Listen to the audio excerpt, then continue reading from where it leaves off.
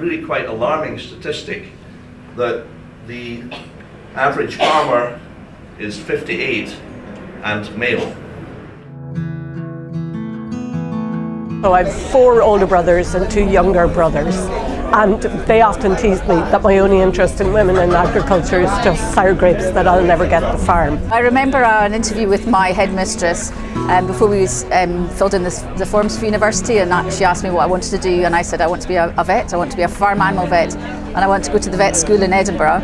And her response to me as a 15-year-old was, "You haven't a snowball's chance in hell." I knew women were there. We all knew they were part of the farming business, an integral part of a really valued bit. You know, you knew the husband valued the kids. Everyone knew they were there and cared that they were there. But because of the nature of being a family, it meant that they were never at the meeting. So every board meeting, every stakeholder meeting, there was maybe 1 or 2 women in 100 men, if that. And it just felt like they're all here somewhere, but they're invisible because they're not in the spheres of influence and positions of power.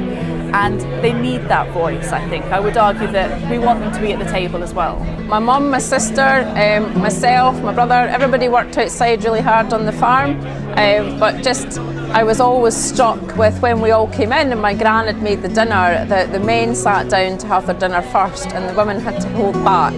So that sort of started me off with my interest in gender in agriculture. It's just all part and parcel of being a woman in agriculture.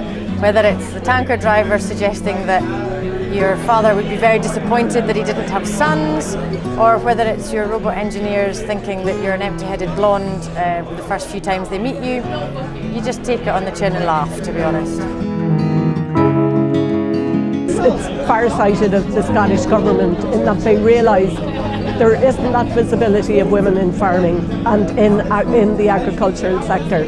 But we do know that their work is crucial to the survival of the family farm. Knowing what you want to do and just finding role models, working with them, hearing and listening from them and learning from them, but deciding what you want to do and just being committed and focused, because if you really believe that you will do it, you will do it. If people feel like they have something to offer to someone around them, if they can see either a young woman or anyone who they maybe know would quite like to progress or develop in one way or another, make that offer. I think it's absolutely essential for the future of agriculture as an industry that we have the most talented people in the industry, both men and women.